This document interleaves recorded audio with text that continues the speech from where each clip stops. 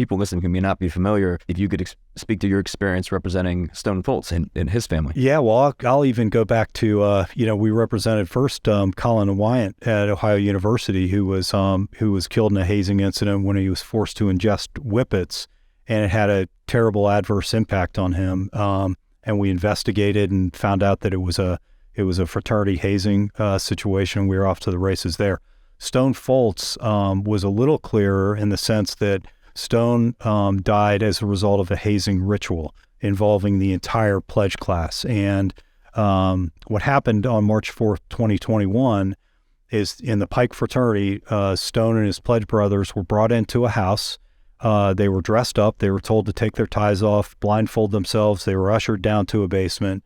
Blindfold is taken off, and their big brother is announced, and their big brother has an entire bottle of alcohol that they then pass to their little brother, the pledge, and they are told to finish the bottle before they can leave the basement. The actives have previously told the pledges to email their professors because they're probably not going to be at school the next day. They are told to bring a loaf of bread and a gallon of water, and they have chairs put up for them with garbage cans right next to the chair so that they can vomit in the garbage cans. Stone was given an entire liter of Evan Williams bourbon, and Stone was 150 pounds. He wasn't a big drinker. He had confided to his mom that he was really worried and nervous about the event before it happened. He had Googled on his how to drink a large amount of alcohol in a short period of time. I think his strategy was to try to get it over as quickly as possible, to try to rip the Band-Aid off. And at the same time, he's being told by his active brothers, right, that they're going to take care of him. He's going to be safe. He's not going to feel too good the next day, but everything's going to be okay. He does it, and within a very short period of time, he's incapacitated. We have video. He just looks terrible. They're making fun of him, by the way, at the point in time that he's clearly going downhill.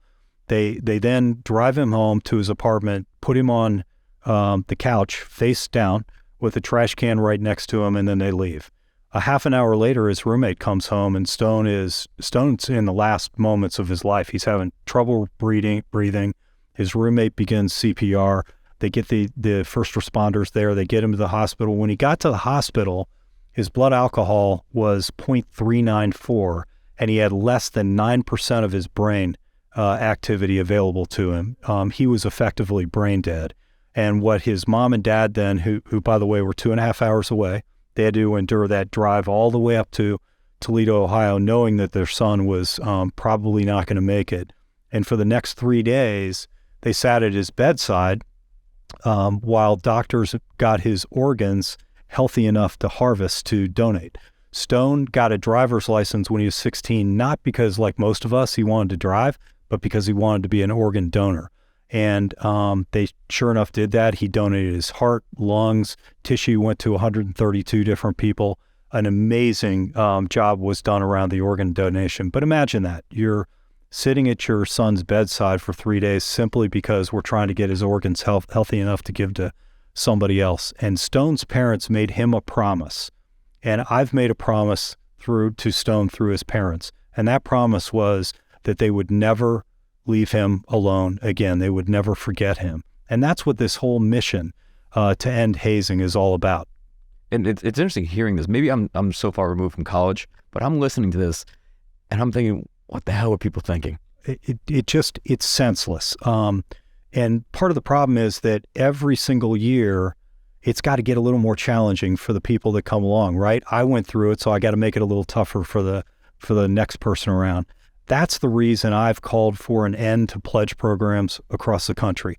They're antiquated, they're archaic, there's absolutely no purpose for a pledge program anymore. And that's where all these deaths and injuries are occurring, because there's an imbalance of power. The actives have something the pledges want.